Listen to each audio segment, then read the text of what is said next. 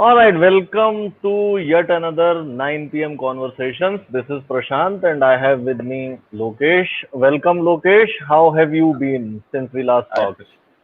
Hi You Prashant. you It's look been a good day. absolutely fine. Yeah. Yeah. All right, so we'll start off from where we left yesterday. Okay. We and in the last 3 4 sessions we've touched quite a few interesting things. Hmm. I'll pick up a couple of them and connect them to what I was talking about yesterday. So, Okay. when it comes to monarchy, we talked about wars as a mechanism, which Hmm. uh, which did two things in that system. It prevented the system from decaying, the players in the system from decaying, basically becoming inefficient or basically becoming non-performing, whatever that means. The other thing that we talked about was that wars was a factor which sort of uh, drove the innovation in that society, in that culture. So two things: prevent non-performance and drive innovation. We also talked about And just hold on there. I think so. That's a yes, very yes, interesting. So this duality is also probably very interesting. So if we go mm-hmm, back to the predator prey, the animal kingdom, the mm-hmm, violence cleans up the system. So the preys who are ill, who are old, they get, and it also drives innovation. You need to run faster, you need to do that, so it also drives. So it's a very similar parallel. So it's not that it's very negative, similar parallel. it cleans and it drives. So which is that strange duality here. Typically you look at it from only the negative side of it. Very interesting duality. And then another framework from which we looked at the same thing was that wars or destruction per se could be seen as something which is first order negative, especially from today's context when we place so much premium on every individual human life. So human cost becomes a very significant factor. I mean, even the predator thing would a lot of us would sort of feel uncomfortable with the idea that a lion just kills the deer and eats it. So even the Absolutely. predator prey dynamics at the first order it is negative, but like we saw yesterday, on the second or third step of it, that is probably the thing that sustains the entire ecosystem. And if Mhm. that does not happen, the ecosystem itself dies. Mhm. So one thing was this prevent non-performance, drive innovation duality. The second thing was first order negative, second order positive, or second order critical for survival. Mhm. And that sort of connected with me in terms of explaining Mhm. as to why destruction is so important that it had to be made one of the three in the Holy Trinity. I mean, you sort of know this idea. I'm for me personally, the idea that something could be first order positive, second order negative. I read it in an article, and it made sense. I mean, I kind of understood it, Mhm. but the impact of it, the import of it, I Mhm. did not realize. I mean, I think Okay. our discussions in the last couple of days helped a lot in that. Mhm. Similarly, just when we say the Trinity, Brahma, Vishnu, Mahesh, one creates, the other one sustains, the other one destroys. Mhm. We sort of tend to understand what is it in terms of destruction, that why destruction is important, but we don't really appreciate the value of it. Or precisely Absolutely. the question is, what makes destruction so important that it has to be the one third of the Holy Trinity? Absolutely. That's I think so very well put. That you are elevating it to that angle and you're saying it's one third of the Trinity. And probably those were some aspects that we discussed and we probably felt yesterday. The And criticality, as you're calling it, of it. criticality to it, and with our current value system of Mhm. the liberal democratic system, where in a way we tend to the I'm not getting the right word. The aversion, so to say, towards violence is significantly higher than what we might have had in the previous generations. Yeah. Aversion towards any form of death is Mhm. significantly higher. Yeah. Yeah. So a lot of these things become very difficult to understand. Like, how can Absolutely. destruction be a force of positive, And a very fundamental force. and a very fundamental force of positive? How would you see that? So this is in the context of what we discussed, and I had a slightly different idea yesterday after the Okay, discussion, okay, mm-hmm. Mm-hmm. and it probably hints at more the angle that you're talking about, which is the current context. In the current context, you're saying that Okay, violence is looked at mm-hmm. as very, very deplorable and negative, and we just abhor it, which is a very different context to it. Now, Uh-huh. probably the idea now is that violence is losing its utility, and Okay. hence the system itself is transitioning out of violence. And one of the drivers, and we'll probably discuss this in some of our future discussions, is that these are probably the leading indicators of the transition. Okay, Lokesh, let me interject here. So, Hmm. very, very interesting thing you mentioned about violence being, uh, what was the word you used? Becoming irrelevant, losing its relevance, right? Losing its model. So the thing that in popular perception now violence is looked upon as negative. We abhor it. We just can't kind of stand the sight of blood. We just can't stand it, right? Yeah. So So, so this. in monarchical system, war was the implementation of destruction. War was the Yeah. implementation of violence, a manifestation of it, if we may call it. Then Mhm. post monarchy, we figured out another method that would somehow obviate the need for such wanton violence or stark destruction, if you Yeah. may want to call it. So, do you see a similar kind of change? Because the level of violence reduced significantly in the post-industrial transition from monarchy Not to just the democracy, post-industrial. This is more like a post-Second War. So we saw violence peaking, post-Second World War. Yeah. and then post-Second World War, we can say, and there are these Steven Pinker and all these studies and all that talk about that we are probably at the safest kind of a version today. But Mm-hmm. if you Mm-hmm. look at that interim period, maybe the early 20th century, late 19th century, we were probably in a Very very, very violent. violent phase. So when you say violence is losing its importance or losing its role, Mhm. do you mean a similar transition like wars, and then no wars, or do you have Mhm. something else in mind? So I was just hinting at another thought here that if in popular perception violence starts becoming that negative, Uh huh. and this is a kind of a hypothesis that I have, it probably is a signal that the system is transitioning out of it. Mm-hmm. So violence, if it was so fundamental, it was so critical, we wouldn't have looked at it in this way. And this is a very fairly recent kind of a development. But the twin job of preventing non-performance and driving That innovation. was at a systemic level. So we've transitioned out of it from monarchy. Here we're talking about a maybe a even larger context of violence. So violence in that context was not peer-to-peer violence we're not looking at.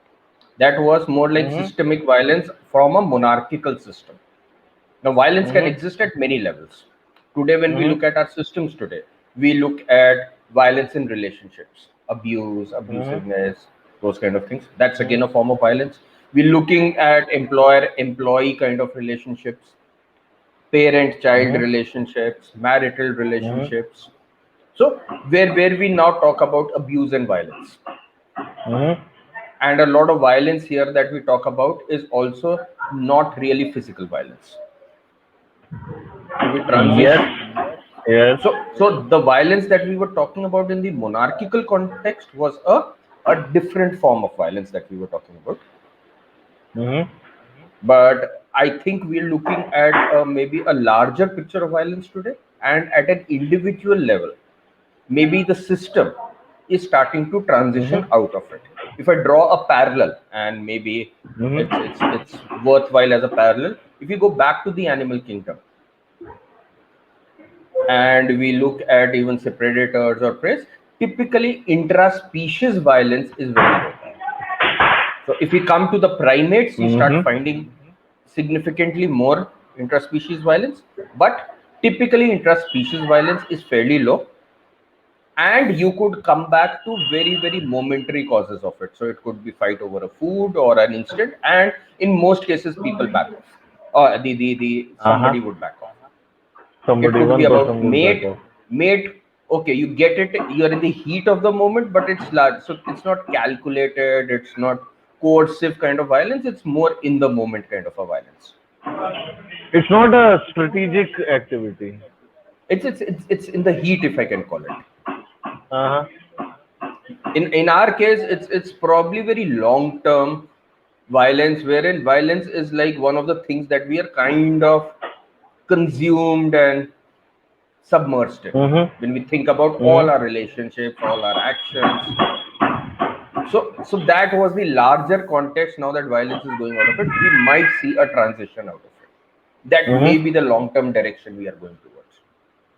My guess is, and this is again a big guess, a hypothesis, that what we are seeing today, and we should talk about in future discussions maybe, is the shift to the online world. And this might sound very strange. Today, when we Mm-hmm. shift to the online world and we look at social media, especially the Mm-hmm. Facebook, the YouTube, the Twitter, which we're now associating with a lot of violence or Mm-hmm. abuse, my way of looking at it would be that yes, there is violence or abuse in the online world, but Okay. it is probably positive in nature. Like we looked out in the case of monarchical systems and violence, and you talked about the Holy Trinity. The online systems, Facebook, by absorbing that violence, by becoming the medium of that violence, is actually Mm-hmm. reducing violence. And let me explain that. Mm-hmm. So Okay. we coming from the backdrop of what happened. I think it was 6th of January, the White House, Capitol Hill. We saw violence, Mm-hmm. and the level of violence we saw there in typical. So in today's terms, it's abhorrible. It's large, but it was fairly limited in nature, and we Uh-huh. blamed the social media for it. Now Mm-hmm. imagine You. I and you get into a fight on social media. Uh-huh. What's the worst come that will happen? What's We'll the worst? we'll troll each other and probably block each other, even We'll report each other's troll, we'll accounts. probably become a bit abusive, we'll do that. Maybe the worst come, if you want to walk out of it, you will block me, I will block you, end of story. Mm-hmm. In the physical world, if the same thing was happening with you and I in a room, what would it have left to? we we would probably be trading punches. We would be trading punches, and in a lot of cases, it would have become more serious. Mm-hmm. Hmm? And it would have also created far longer term repercussions. People in the rooms outside nearby would have intervened. The scale of the Mm-hmm. violence would have probably grown, and in certain percentage of cases it could have also gone out of hand. Now Mm-hmm. look at these two scenarios. Now, in which scenario do you think violence is lower?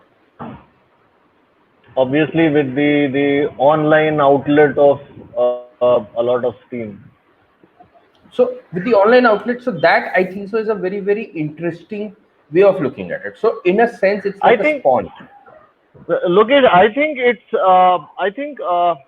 I am wrong when I say that it is just an outlet of steam. It is probably where the entire communication has moved on. So if we are talking offline, the arena of conversation is offline. We fight offline. Violence happens offline. If we are talking online, the arena is online. The violence happens online. So it's much more fundamental than just an outlet for steam. The But what entire we need to communication is realize, moved there. what we realize is that in the online mechanism, my ability to cause physical violence is extremely limited. Extremely limited. Now that's a difference. So you and I are now Mm-hmm. conversing, and this Mm-hmm. could be as good as a conversation that we were sitting across each other in a room. Mm-hmm. It's fairly close to it, but can we Mm-hmm. trade punches? We cannot. We cannot trade punches. So that's the distinction we're starting to draw. Mm-hmm. We're starting to draw out. Let me phrase it in a slightly different way. We live in a say apartment complex or a house. We really don't know people around us now. That's the reality. We don't. Why don't we know people around us? Or why did we know people around us earlier? Was that a social angle, or was there more to it? Mm-hmm. We don't know people around us because whatever need we have to know people, we satisfy it using our smartphone. I mean, my best So that's friends one way would to look be. at it. That is one way to look at it. The other way to look at Uh-huh. it is that I don't need to know people around me. I don't need that social apparatus or the social layer that comes by knowing people around me. So Mm-hmm. it's a like a modicum of security that I build around myself. We are Mm-hmm. starting to become that secure Uh-huh. that we are now, in some sense, and this might be an exaggeration, we're surrounded by strangers. Mm-hmm. Mm-hmm. We're Not surrounded by so much. Not so much of an exaggeration if we look at typical apartment life. I mean, I know quite a few people, myself including, up to a large extent, and I'm not exactly proud of it. But you hardly know your neighbors, and you it does hardly know not him. feel odd.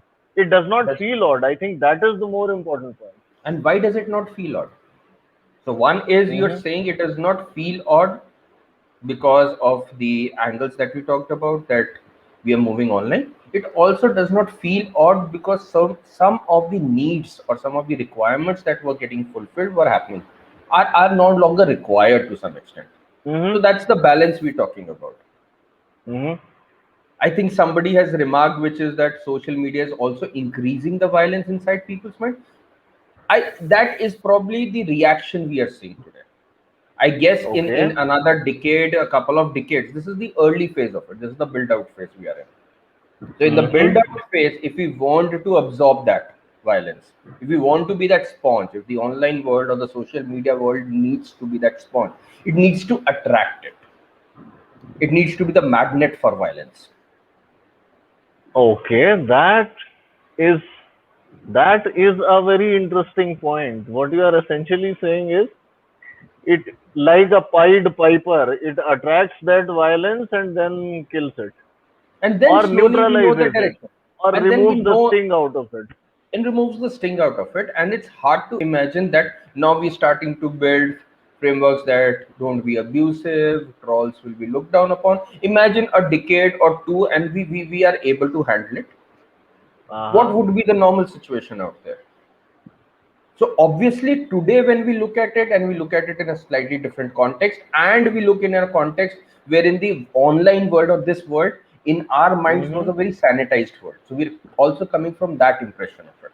Uh-huh. True. So we're True. contrasting it against that context. So it's a contextual model. Mm-hmm. So it's not a holistic picture when we look at it that way. Are you saying that when we got introduced to the online world, that was a very, very rarefied zone, and as the reach expands, so it the variety or the diversity of people in that online world increases, and then you'll see the average level of violence go up.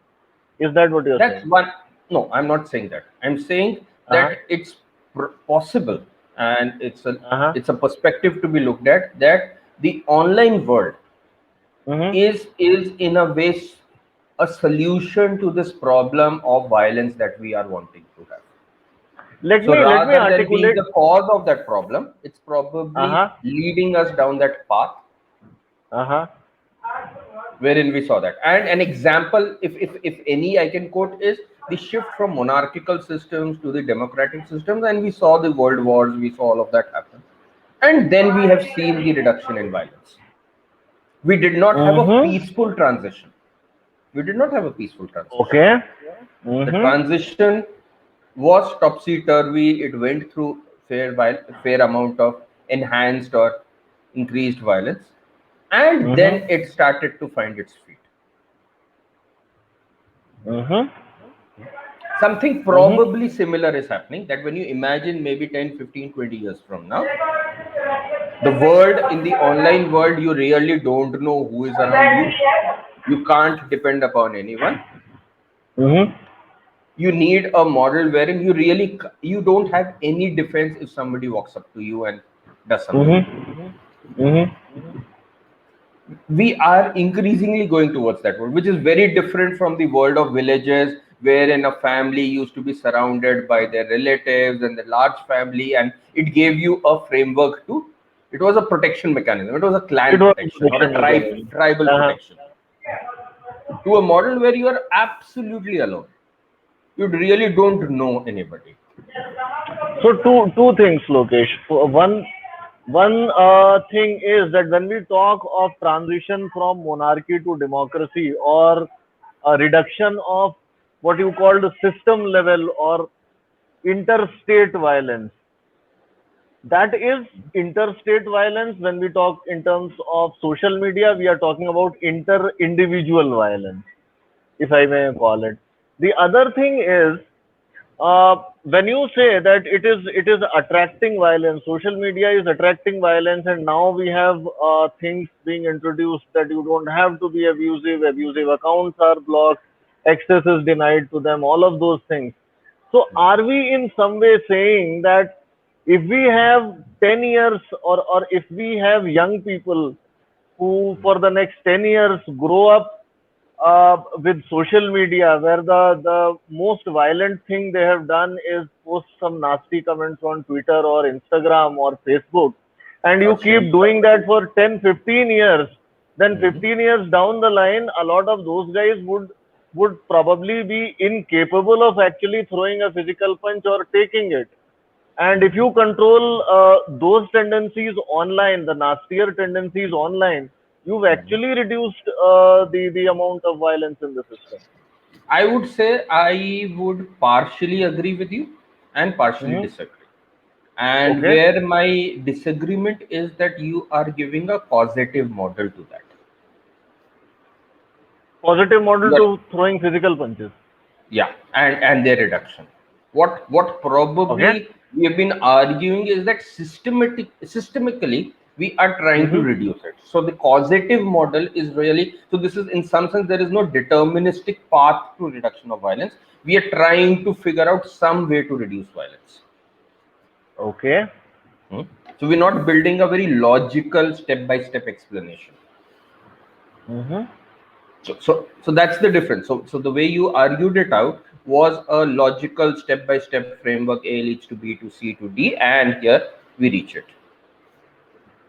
Hmm. Which is Okay. typically the arguments we make when we look at business models, when we look at business strategies, those kind of things.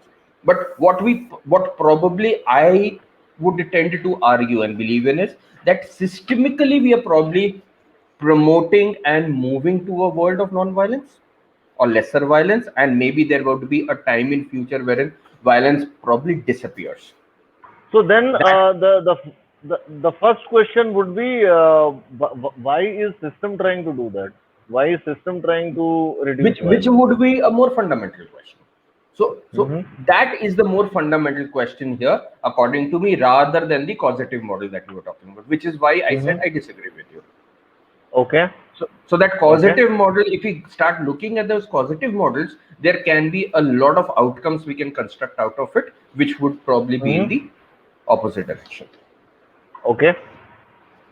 And again, Okay. we don't Makes sense. know the unseen forces that would come in today, sometimes and all, which will probably suddenly shift things in a direction.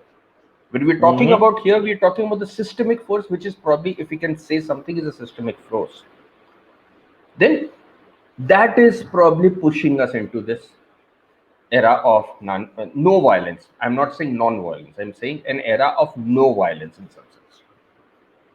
So how do I understand this? How do I understand this? I mean, why would the system, whatever that system is, we know there is nothing called system. It is the entire whatever entire system of many subsystems which runs. So to understand the But system, so hold on here. So the uh-huh, system, when you're talking about it today, we believe there are these laws of physics, and to a fair uh-huh. degree they help us extrapolate, they help us understand the past, they help us understand the future, they can predict maybe the planetary motions, this for a not fair to a extremely Accurate degree. accurate degree, they're able to do it. So there are forces behind it, there are models behind it, if I can use that. Mm-hmm. Similarly, there appears, at least when I try and think about it, there appears to be these patterns here, or these structures, in which I'm probably terming them, taking a cue from the physical models, as systemic forces, which Okay. are kind of pushing us into a certain direction. Okay.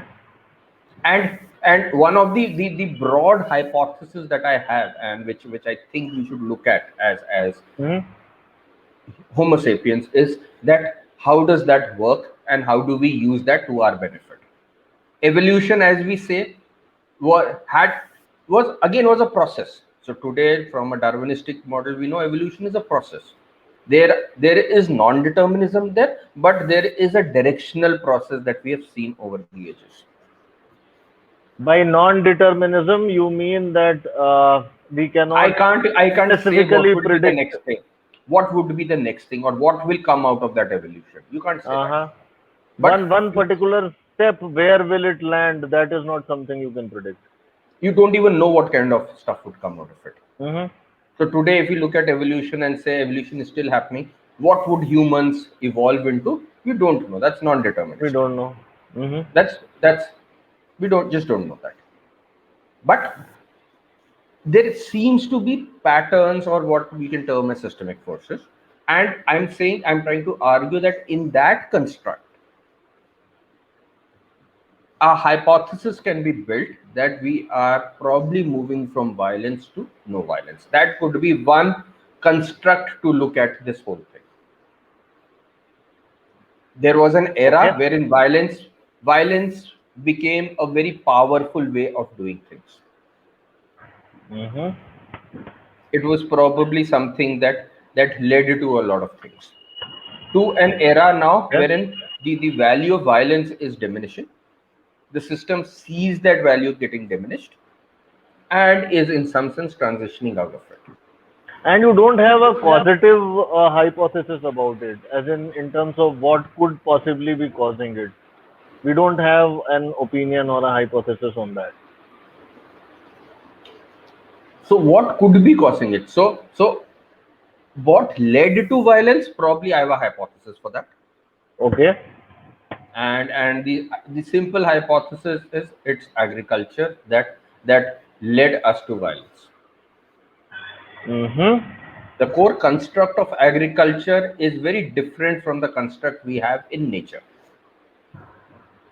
Uh-huh. Nature is this very large field. You go, you pluck your fruit, you eat it, and you go. There is no store, there is no future, there is no past. Mm-hmm. It is largely in the present, and you are dealing with nature. It's that kind of a thing. Mm-hmm. We've discussed this, I think so, earlier also, that we, from a human nature kind of a framework, we moved with agriculture to a human framework. Uh-huh. A shift happened, and it's not that shift was bad for us. Today, if you Mm-hmm. look at us, we are like the victors of this whole system. And We that are the has most been possible because of the system, the systemic changes that came with agriculture. with agriculture. So just as a caveat, we're not blaming it, we're not saying it, but Uh-huh. it worked wonderfully for us. The kind of lives we lead today, the kind of comforts we have, these are all the outcomes of that. But it Mm-hmm. does not mean that this is the way it will gonna continue for in future. That is not Mm-hmm. certain. Mm-hmm. So again, here we're talking a different time cycle scale. Like we talked about in the Uh-huh. structure versus no structure, we're talking about. So in maybe the next 10 years, how will world be? World will probably be very similar to how it is today. There will probably be more technology, there will be more this, but fundamentally it would not be very different. But if you look at maybe a 50, 100 year slice, maybe even a 100-year slice, it might start to look very different. And the argument I'm trying to build out here is that in this era, violence has lost its core potency, Utility. its core utility. In So the like post agriculture era. in from the post agricultural era, in the industrial to the online, if we call the online as an extension of the industrial revolution, rather than term it as a different revolution, maybe club it with the industrial revolution, this revolution is slowly losing the value of violence as the core framework. It's losing that. Okay. That's the argument. And if that has to happen, then this deep rooted violence, which we talked about in the case of monarchy, the human models, the greed, ambition, are being used to in that model. In Okay. today's construct, it's Okay. hard to imagine why do kings go to war. Yeah? You are a king, I am a king, live happily. Why go to war and die and do this and do that? You're living in a palace, you have a wonderful life. But we Okay. know how those things work. Okay. So that's the concept. So violence is probably so if we come back to the start of the today's discussion where you talked about violence, again what we need to probably keep in mind is that violence was probably a fairly powerful tool or a very powerful model in again a certain construct. And what I would try and argue out is it is plausible that that construct is losing its potency and we might be shifting out of it. We might be completely shifting out of it. And all these things that we see. No, we are saying that the agricultural construct or a predominantly agricultural economy, that was where violence was a powerful tool. Once we move past agriculture, the long term direction, we know that violence would lose its utility, though obviously journey to that point from where violence is an important tool to where violence loses its utility, that may be pretty checkered or might be characterized by periods of increased violence. Which meant so that's the path, that's the journey. That's the path. And more than to like you said, reduced violence, I would like to believe that violence would be something which would be very, very foreign and alien to us. The way we think about violence today.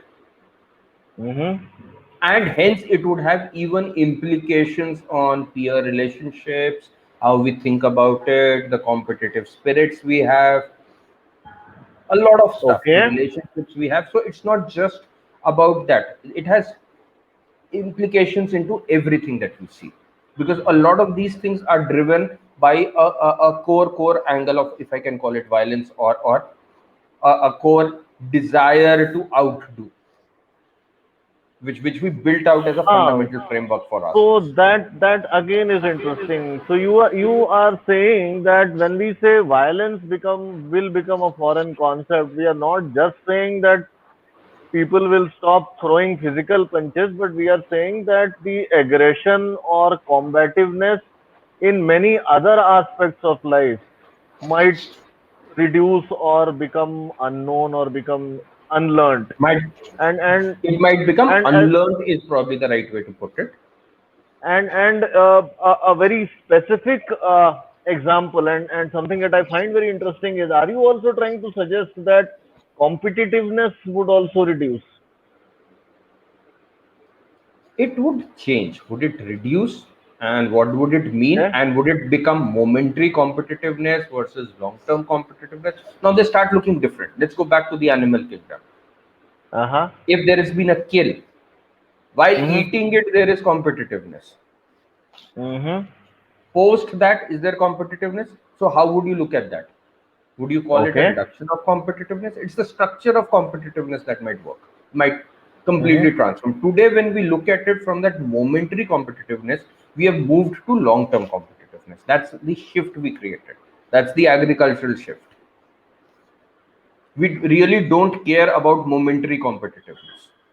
Would you agree with the idea that when we talk of this long term competitiveness, what we are essentially saying is that to the momentary competitiveness that we see in a group of 5 6 hyenas trying to eat from the same cattle carcass, that Mhm. momentary competitiveness married to the delayed return ethos of agriculture, and then we get the kind of competitiveness that we see in humans today. So what do you what so delayed return itself has a lot of second, third, fourth order effects. So Uh-huh. delayed returns to some extent means it's not just you're shifting it. It also means that returns happen in bulk. Uh-huh. So the issues are they start happening that way. Mm-hmm. So competitiveness in the long term became important because so go back to agriculture. The produce you have for the next 4 months you will not have a produce. You will not have a produce. So you have to be long term competitive, and this that produce fails. And once you are now onto agriculture and that's your core model, it's a question of life and death. Mm-hmm. Whether you'll get to eat or not eat, and over a period of time we know people lost the ability to live off the land. The population densities to live off the land are very different. The kind of skill set and the social structures you need are very different. So it was a fundamental need, it was a fundamental problem we had. Mm-hmm. So that shift, so like you said, the 5 or 6 hyenas fighting or competing for each morsel of the carcass. That's a different model. Now, whether we can use the same word competitiveness there or not, I don't know. Mm-hmm. But that also is in our way of looking at it is a form of competition. But when we look at humans today, we're really not fighting for that morsel. You and I don't fight for that morsel. We don't optimize that morsel. Mm-hmm. That's not what we are. If you look at it, if you look at our core, you seem to be smiling at something. We fight for 25 years for a seat in a college, or Absolutely. a particular job. So Or we and take. then the next 25 years to probably take a holiday in Hawaii and have a mansion. That's how we do. That's how we structure our lives. Mm-hmm. So even think about things like say investments. Investments also is a very similar concept. You are giving Mm-hmm. up today for futuristic returns, for a delayed futuristic model. Again, the same structure. And if you're Mm-hmm. doing that, you need protection, you need competitiveness, you need a lot of other things. Uh-huh. So that starts to happen. Mm-hmm. Today, another way to look at it. So if we all know Uber. If I don't own a car and I have booked an Uber ride, then you can't mug me and take the car away from me. It's not my car. Mm-hmm. I don't care. I'll just walk off. Mm-hmm. My skin in the game, if you try and come and mug me there, is not this car that is there. Vis-a-vis, say a pre-Uber era, where I would have fought because that car was my asset. It was my long-term investment. Mm-hmm. So again, there are these distinctions that are starting to come out. Uh-huh. The same distinctions we are seeing in money, in physical assets. If your money is all in some digital frameworks, which you pull out of every day for micro transactions and everything, and they are becoming increasingly more secure and biometrics and all that, we are starting to live per morsel or per meal. We extract it out, take it out, and use it. Vis-a-vis the earlier Mhm. model that you had houses wherein so much of money had gone in, so much of investment had gone in. Mhm. So the incentives start to change. The incentives, if you look at it from that structure, if we talk about the way we are creating the use economy vis-a-vis the own economy, we don't Mhm. own the car, we use the Uber service. Uh-huh. The use economy starts building up a relationship between us and say another system, let's call it the tech system. Mhm. So from a human to human model, we are in some sense starting to mimic the same human and nature model. Here, the nature being the tech system. Being the 10th. Uh-huh. Mhm. Tech system.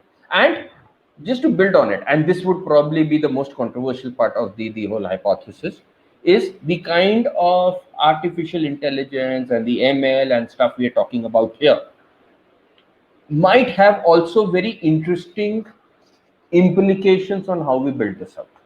So let's go back to the Okay. relationship between humans and nature. You Mhm. can't influence nature beyond a point. Nature has its own ways of doing it. Again, there are patterns there. There is reasonable Mhm. degree of predictability.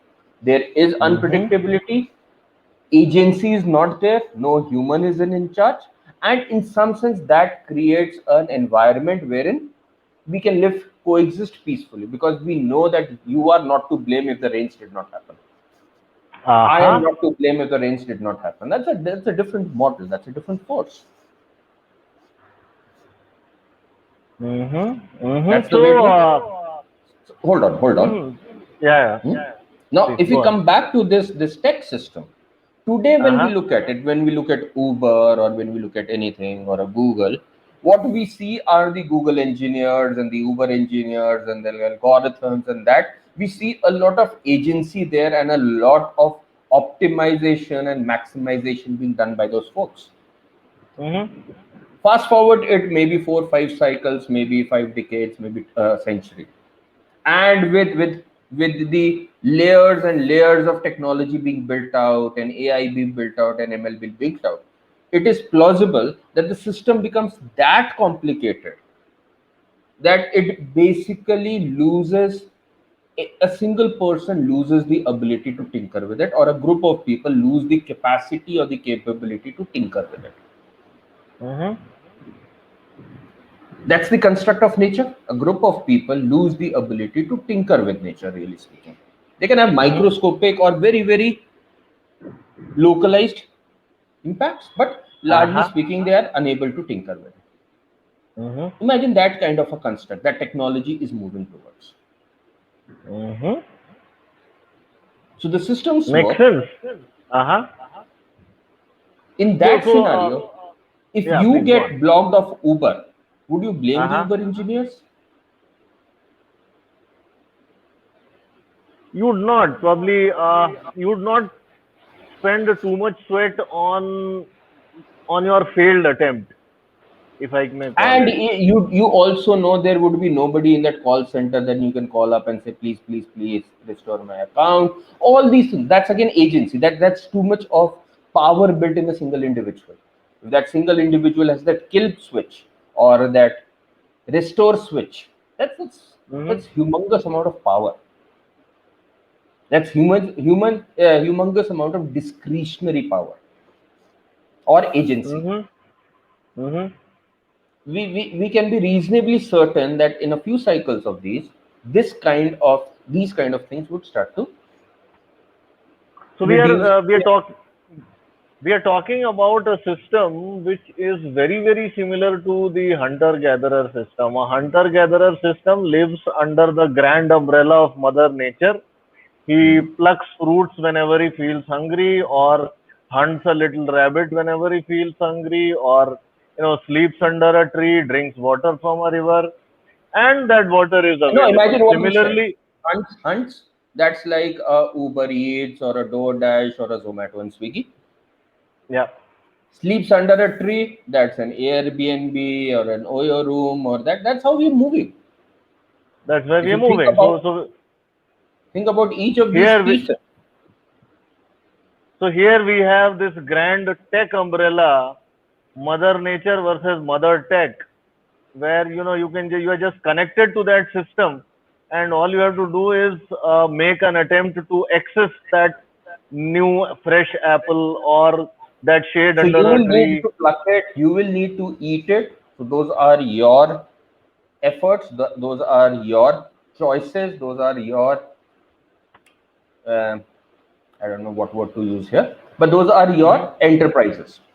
That's your Hmm. enterprise. That's your effort. But the system at large works. The only difference is, and which is why I do not want to draw a comparison with hunter gatherer, is we are not fleeing from some predators. We are very safe. We are very secure. We are abundant. So keep that. Hmm. When we draw a simile with Hmm. hunter gatherer, the other issues that the hunter gatherer system had, Hmm. we in some sense get those images. Okay.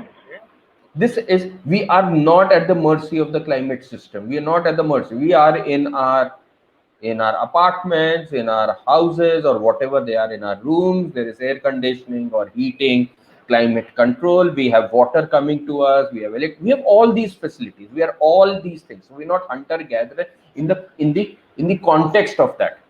So we're not ragged, and we're not fighting, and we're not always under threat. No, this is a very, very safe, secure system. So we are much wealthier and much safer hunter gatherers. No, Is not that much. what we are? So much is, again, we are Okay. safe. Not much. We are, Uh-huh. in some sense, we are absolutely safe. Safe and comfortable. Safe, comfortable to every extent that we can imagine it to be. Uh-huh. The only Mm-hmm. difference being that the way the system operates is somebody and Mother Nature. Uh-huh. Hmm? Mm-hmm. And in that system, even if there is violence, even Mm-hmm. so, it is hard to imagine that all Homo sapiens and all of humankind would start behaving. There would obviously be some differences in behavior, but those are momentary in nature. Those are similar to those hyenas fighting for a morsel. Mm-hmm. Those are not enmities. Those are not deep rooted intergenerational enmities, that the kind of stuff that Hollywood and Bollywood keeps on dwelling upon. Or do you think tech could actually remove that possibility as well? I mean, you and I, for example, would never have to fight over the same Uber driver because tech would ensure that we get neighbors and not the same Uber driver. To some extent, yes, and but there could still always be that thing that I am walking somewhere and you are walking and we bump and something. There can always be those momentary things. Mm-hmm. There could always be those very, very momentary things. Mm-hmm. Uh-huh. Uh-huh. Though I think if this kind of a world comes to pass, and if you and I bump into each other or hit each other, just rudely bump into each other, the biggest threat that we would probably give each other is, I'll troll you next time on your tweet. Twitter पे मिलते हैं. Twitter पे मिलते हैं. नहीं, Twitter पे देख लूंगा. ट्विटर ट्विटर पे पे मिल देख देख लूंगा. But that's one way to imagine it. So we have this Hmm. dystopian imagery of tech and the kind of stuff that is happening. That's with an assumption. I would like to believe that we assume that the violence we've seen in the past is fundamental in nature. Uh-huh. Mm-hmm. My hypothesis here is that violence and these human emotions that we're talking about, or these are not fundamental. These are again the system driven, or as you said, learned. To a fair degree, these Mm-hmm. are learned behaviors. Now that learning could be culture wide, Mm-hmm. and there is this it's possible to envision a world which has Mm-hmm. no violence. And it's not being in a utopian sense, in a way that if we just start projecting all the actions that are going on right now, Mm-hmm. violence starts to disappear. The entire hypothesis is based on a couple of very simple premises. One thing is that hunter gatherers, which most animals are, we don't see a lot of intra-species violence. Number two, we say that agriculture was obviously an aberration, and a relatively short aberration if we look at the entire human history or entire history of mammals. But that was a time when violence had a premium. It delivered value if it worked out in your favor. So I would not Now we agree with the word a short period. okay, So the way I would measure time would be in, say, man years, not in years. okay, So if we instead of measuring these processes in terms of years, so when you're measuring it in years, it seems short.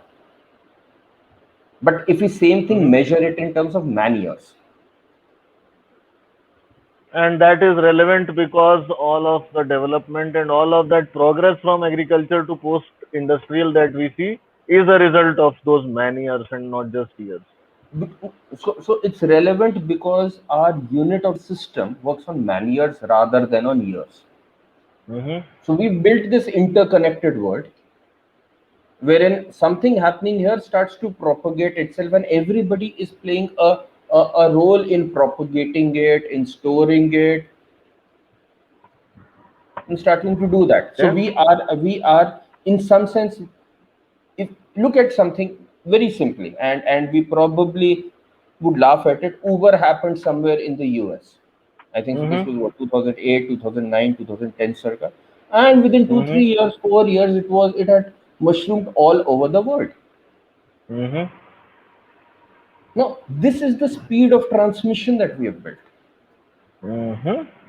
And Okay. what that also means is that the progress, the change is now happening with this base of people.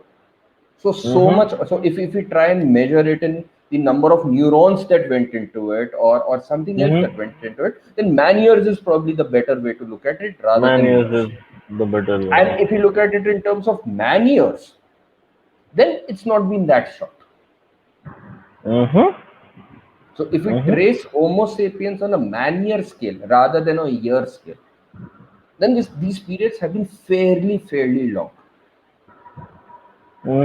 In And we any would, case, the third phase. Yes, please go on. yeah, I please, interrupted you. please go So on. I'm saying, I take that point. It's if you look at it from a man-year perspective, it's not exactly a minuscule part. But now, when we are talking about that third phase or the post-industrial phase, Hmm. then what we are saying is that human existence or human activity from primarily being human to human in the agriculture industrial phase would Hmm. probably again go back to being human to nature, and we this time we have a different version of nature, which is tech. Let's again draw a distinction here. So when you say human to nature, we are talking about the resource allocation framework. We Uh-huh. are talking about the food. We are talking about the basic necessities. We would still have human relationships. Mm-hmm. So we would still have those. So if we go and see those um, uh, videos on National Geographic wherein the cubs are playing with each other, they are nuzzling at the end, we'll have all those activities. So it's an Mm-hmm. end to it. But the Mm-hmm. resource framework came from a lot of human to human dependence and a lot of agency built into it. The economic model, if we may call it, The hunter economic model, gatherer economic model was human nature. yeah. Agriculture industrial, We're the not talking about economic the model was relationship. We're human not model. saying that We human are not talking about, relationships and, we are only and talking about the interactions are dead. economic model. Yeah, we're talking We about are that. only That talking fits about the within the economic economic model. model. Yeah. Uh-huh. So So that I think shift is happening. that's a better articulation. Economic model was human to nature. It became economic model became human to human in agriculture industrial. It may probably again be going back to human to tech, more human to tech. Hmm. How Or would let's people call make it as money? nature too. Maybe let's call it nature, Let's call it nature too. the second nature. The second. So rather than look at, sorry, Yeah. our Tech has second nature, become like our tech has that's a loaded phrase. Eh? tech But has that's the become truth. our second nature. Tech has become our second nature, and I would not also term this as the post-industrial revolution. I would term it as the maturity of the industrial revolution. Mm-hmm. I think the next revolution could be very different if and when that happens. Mm-hmm. So if we imagine this information age and this era of computing to be a part of the industrial revolution itself, Industrial revolution. so we're not talking post, we are still in that, because a lot of these things that we're seeing are the outcomes of the same things that Can we started with call it industrial revolution. phase two of industrial revolution? Whatever pleases you. Uh-huh. Hmm. Makes sense. Makes sense. So coming back, so the violence that we talked about, again, what we probably need to in this construct appreciate, and if there is merit in this argument, is that it's again contextual and in that construct. It's not Mm-hmm. absolute, it's not universal. Mm-hmm. What do we mean by that? So it doesn't, so in as we move into, if this era dawns, there may not be any violence. So the frameworks of violence that we understand, the efficacies of violence, and it being one of the most fundamental tools that we have, may Mm-hmm. just not be there. May just not be there. So it's not Mm-hmm. really fundamental. So at times, I think just because it's so pervasive, it's so prevalent, it seems so obvious to us, we take it to be fundamental. We take it to fundamental. That distinction is probably we're trying to draw here. And to draw Mm-hmm. that distinction, we're making this argument that it is plausible to imagine a era of no violence, and on top of that, it's even plausible to imagine that we're probably moving towards it. Whether we succeed, the way it evolves, what happens, again, non-deterministic. But in the shorter term, the trends seem to be pushing at it in that direction, is what I would say. This seems very, very counterintuitive to the current way of looking at social media and tech and all these pieces. And it also holds an unusually positive view of post-tech future. I mean, not post-tech future, but tech future, tech-enabled future, because most of the projections or science fiction or imaginations about a tech-enabled future are essentially fundamentally apocalyptic in nature. Machines have taken over, or They're coming cities from that have sort of. fundamental idea of violence being there, because Uh-huh. violence is so pervasive. So imagine, so today you click on Netflix, chances are this every second kind of video you go through has some violence is at the core of it. Mm-hmm. So it is so pervasive in our, not the real world, in our manufactured reality, Uh-huh. that that is what we project out. Mm-hmm. That is what we are projecting out. And this could be a topic we could discuss, that why is there. So today, if we are imagining that has reduced, why are our movies still about a lot of these violence and these wars and all that? Why do we have that? Why are our games Lokesh. like Fortnite and PUBG and all these first person shooter Mm-hmm. games and all these games, why do we have that, if this is going Lokesh, to be this so is this alien is to us? this is something that I do actually want to discuss, because this thing has sort of popped up a lot of times in my mind. That, I mean, if I talk about 80s, for example, when I was growing up, then a lot of movies that I would see, and those movies would have a lot of social ideas or even relationship ideas that would seem very, very advanced. I mean, I come from small town UP, so from that place, it would feel like, okay, this is probably very, very advanced. This is very, very progressive. Now, when I see a lot of, and I'm talking English language, European, American dramas on Netflix and other OTT platforms, not even Bollywood, a lot of those things start feeling like, okay, I know people who are much more progressive than what they are showing in this program, and a lot of pettiness. Pettiness, I essentially am using in terms of violence. Violence doesn't necessarily have to be physical punches. If I am sort of extremely pained by something that you did, and I didn't expect you to, and I'm very, very resentful, I'm taking that as pettiness, some milder form of violence. So the kind of violence, going by this definition, that I see in a lot of Netflix and other OTT dramas, I don't see that in real life. So Absolutely. So you in see a that way, in games, which is the you other see media that in that is games. all around it. You see that in social media, which is all around us. So if you look at this construct, it seems to have this violence or pettiness or whatever you want to call it in a far greater measure than probably is true in our lives today. Uh-huh. And to some extent, we're influenced by that. So if so much pettiness exists, then probably we act pettier than we would have normally acted. Hmm. So it Or has maybe its what I'm saying is, there is more violence in Mirzapur than there is violence in actual Mirzapur. that's That's very one well way to said. put it. Yeah. That's one way to put it.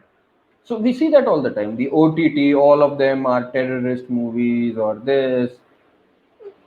Everybody, whether it's Amazon or Hotstar Every or Netflix, everybody in UP is a wannabe Bahubali with a yeah. desi gun So, in his so what we pocket. need to also understand is why is that happening.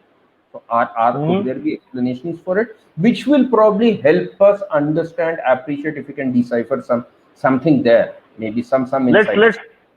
let's talk about it tomorrow. Let's take this up tomorrow. Sure, let's do that. What do you say? Yeah, let's do that. Perfect then. Let's close it today, and then let's connect tomorrow, talking about why is there more violence in pop culture than it is in our real life.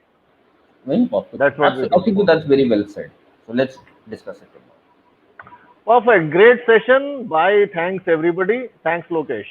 See you tomorrow. Bye. Bye, Prashant. See you.